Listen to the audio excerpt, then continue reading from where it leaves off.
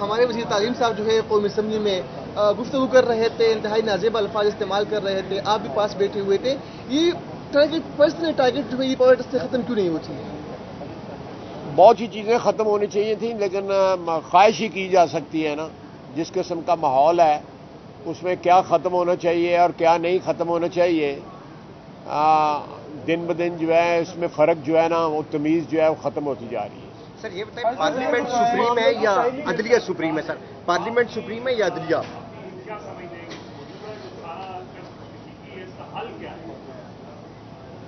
دیکھیں، اس کا اگر حل جو ہے جو اس وقت میڈیا کے اندر یا ادروائز جو ہے بات آ رہی ہے کہ جی کوئی گفتگو ہونی چاہیے، کوئی گفت و شنید ہونی چاہیے، بات چیت ہونی چاہیے، لیکن یہ بات چیت کا جو ہے نا یہ پہلے طے ہونا چاہیے. بات چیت جو ہے نا اس کا کوئی پیرامیٹرز جو ہیں یا اس کا کوئی سٹرکچر پہلے طے ہونا چاہیے. بات چیت جو ہے صرف بات چیت کرنے کے لیے، بات چیت جو ہے صرف بات چیت کرنے کے لیے جو ہے نہیں ہونی چاہیے. اگر ہم نے اس دلدل سے نکلنا ہے تو تمام سٹیک ہولڈرز جو پاور سٹرکچر کے ہیں، پاور سٹرکچر کے جو کمپوننٹس ہیں، ان سب کو مل بیٹھنا چاہیے. میں یہ مولت دیو دے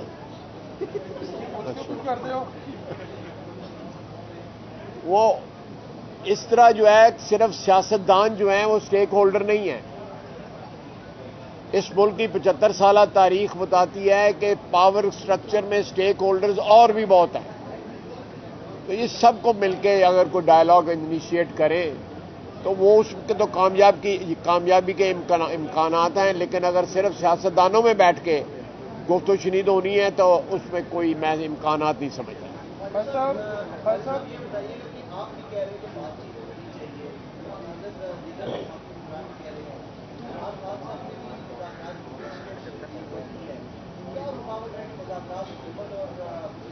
کئی دفعہ بندے بھیج چکے ہیں، فیصلہ ہی نہیں کرتے. نہیں جی، یہ بات چیت جو ہے پچھلے مہینے 2 مہینے میں جو ہے رابطے ہوئے ہیں، لیکن جو اشخاص یا جو حضرات جو ہیں وہ آتے ہیں پی ٹی آئی کی طرف سے، ان کے پاس کوئی مینڈیٹ نہیں ہوتا، وہ گپ شپ لگا کے واپس چلے جاتے ہیں.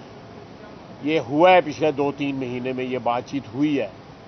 اس لیے میں کہہ رہا ہوں کہ یہ اس میں جوڈیشری بہت بڑا ایک کمپوننٹ ہے یا سٹیک ہولڈر ہے.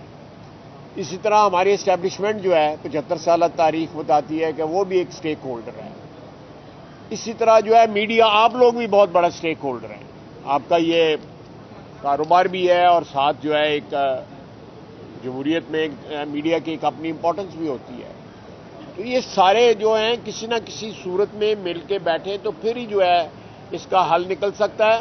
ادروائز یہ جو جنگ ہے جو کئی سالوں سے چل رہی ہے، آپس میں کئی دہائیوں سے چل رہی ہے، اگر جو ترامیم آئی ہیں آئین کے میں اس سے کچھ تھوڑا سی وضاحت ہوئی، کوئی مسئلہ جو ہے وہ جو ابر آلود ہوتا ہے وہ صاف ہوا، لیکن اس کے بعد دیکھیں اب اس وقت بھی اندر جو بحث جو ہے اس کا سٹارٹ ادھر سے ہوا ہے کہ یہ فیصلہ 4-3 کا ہے یا 3-2 کا ہے.